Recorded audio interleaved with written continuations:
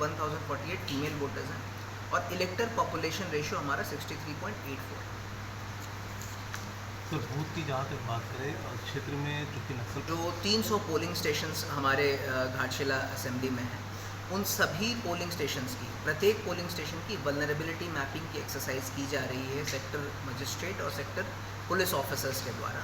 तो वर्तमान में ज़िले में नक्सल गतिविधि का कोई एविडेंस हमारे पास नहीं है, लेकिन फिर भी एहतियात के रूप में जोग्राफिकल कंडीशंस के बेसिस पे या हिस्टोरिकल कंडीशंस के बेसिस पे वर्तमान में जो व्याप्त लॉ एंड ऑर्डर का इशू है उसके बेसिस पे कुछ बूथों का वर्गीकरण वल्नरेबल के रूप में किया जाएगा, परंतु ये एक्सरसाइज अभी जारी है, इसलिए वो फाइनल फिगर मैं आपको नहीं बता सकता हूँ, क्योंकि प्रत्येक पोलिंग स्टेशन में एक 6 स्टेज की प्रक्रिया होती है वल्नरेबिलिटी मैपिंग की, जिसको हम फॉलो करते हैं। तो जैसे ये प्रक्रिया फाइनलाइज होगी तो निश्चित रूप से आपको वो डेटा भी उपलब्ध कराया जाएगा। अनाउंसमेंट के पहले की जो तैयारियां हैं वो लगभग पूर्ण कर दी गई।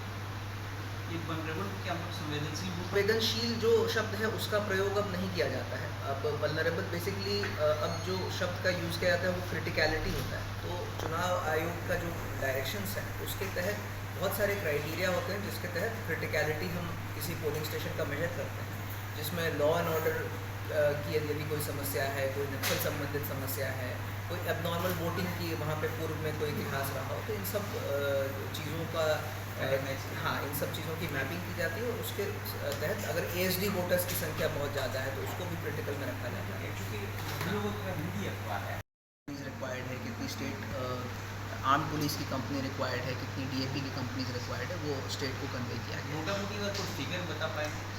जितना अभी वर्तमान में एग्जैक्ट वो फिगर तो हमारे ध्यान में नहीं है, परंतु 10 कंपनीज CAPF का डिमांड हमने भेजा है। सर लगातार स्टेशन का रैशनलाइजेशन किया गया है, उसमें स्पेशली इस चीज़ का ध्यान रखा गया है कि 2 किलोमीटर से ज़्यादा किसी भी मतदाता को अपने पोलिंग स्टेशन पे पहुंचने में इससे ज़्यादा ट्रैवल 2 किलोमीटर ज़्यादा ट्रैवल न करना पड़े।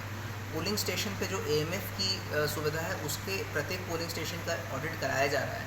जहाँ भी कमियाँ हैं, चाहे तेज़ बारिश के कारण या किसी और उसके कारण इंक्लीमेंट वेदर या किसी और चीज़ के कारण यदि कोई AMF में दिक्कत आती है तो उसको समय रहते दुरुस्त कर लिया जाएगा। और बाकी जो इंफ्रास्ट्रक्चरल रिलेटेड इश्यूज़ हैं वो उस पर भी ज़िला प्रशासन पॉजिटिव रूप से काम कर रहा है। थैंक यू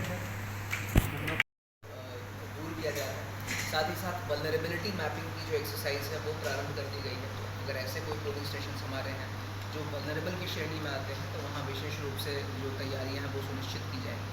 तो ये सभी तैयारियाँ चल रही हैं और चुनाव कराने के लिए प्रशासन पूरी तरह से तैयार है। और जो समयबद्ध तैयारियाँ होती हैं, जैसा आप सभी जानते हैं, भारत निर्वाचन आयोग के डायरेक्शन के तहत कोई भी जनरल जहाँ तक संवेदनशील अति संवेदनशील की बात होती है तो क्या अभी भी इस क्षेत्र में उस तरह के बूथ हैं? देखिए, सबसे पहले तो मैं स्पेशल समरी रिवीजन जिसका आज फाइनल पब्लिकेशन मतदाता सूची का हुआ है उसके संबंध में आपको ब्रीफ कर दूँ। जैसा कि आप सभी को ज्ञात है कि 2 सितंबर 2025 को ड्राफ्ट रूल का पब्लिकेशन हुआ था। वर्तमान में 29 सितंबर 2025 को मतदाता सूची का फाइनल पब्लिकेशन कर दिया गया है। कुल फॉर्म 6 जो हमें प्राप्त हुए वो 5253 थे, जिसमें 5171 को एक्सेप्ट किया गया और 82 को रिजेक्ट किया गया। फॉर्म 7 हमें 750 प्राप्त हुए, जिसमें से 715 को एक्सेप्ट किया गया, 35 को रिजेक्ट किया गया। फॉर्म 8 हमें 3677 प्राप्त हुए, जिसमें से 3645 को एक्सेप्ट किया गया और 32 को रिजेक्ट किया गया। इस प्रकार से घाटशिला असेंबली में जो टोटल इलेक्टर्स की संख्या है वो वर्तमान में 2,55,823 है, जो कि अगर हम ड्राफ्ट पब्लिकेशन का डेटा देखें तो 4,456 की बढ़ोतरी है। मतलब ड्राफ्ट पब्लिकेशन के बाद 4,456 लोगों ने नेट एडिशन हुआ। एडिशन उससे थोड़ा ज़्यादा हुआ बट बहुत लोग घटे भी हैं, तो नेट एडिशन 4,456 का है। इसमें मेल वोटर्स की संख्या 1585 है और फीमेल वोटर्स की संख्या 2871 है। हमारे घाटशिला असेंबली में केवल एक ओवरसीज़ इलेक्टर है। PWD इलेक्टर्स मतलब दिव्यांग इलेक्टर्स हमारे 2735 हैं। सर्विस वोटर्स 368 हैं। ऐसे वोटर्स जिनकी उम्र 18 से 19 के बीच में है वो 16,178 हैं। ऐसे वोटर्स जिनकी उम्र 85 से अधिक है वो 629 हैं। ही शब्द यूज़ किया जाता है हिंदी में भी। वल्नरेबल के लिए आई थिंक आप संवेदनशील बोल सकते हैं। संवेदनशील और अति संवेदनशील तो कैटेगराइज हाँ, पूर्व में संवेदनशील और अति संवेदनशील ही कैटेगराइजेशन होता था, बट उसको एक समेकित ढंग से करने के लिए अब निर्वाचन आयोग क्रिटिकलिटी मेजर करने हमें बोलता है, और उसमें सारे फैक्टर्स आ जाते हैं। Critical due to law and order है, क्रिटिकलिटी ड्यू टू कोई और वल्नरेबिलिटी है, जैसे कोई अगर पोलिंग स्टेशन है वहाँ पे कोई इतिहास रहा हो कि दो वर्गों के बीच में कोई तनाव है, या फिर एक वर्ग दूसरे वर्ग को वोटिंग देने से रोकता है, तो वो भी वल्नरेबल की श्रेणी में आ जाता है। को लेकर के जो जरूरी तैयारी है प्रशासन की आज के डेट में क्या है?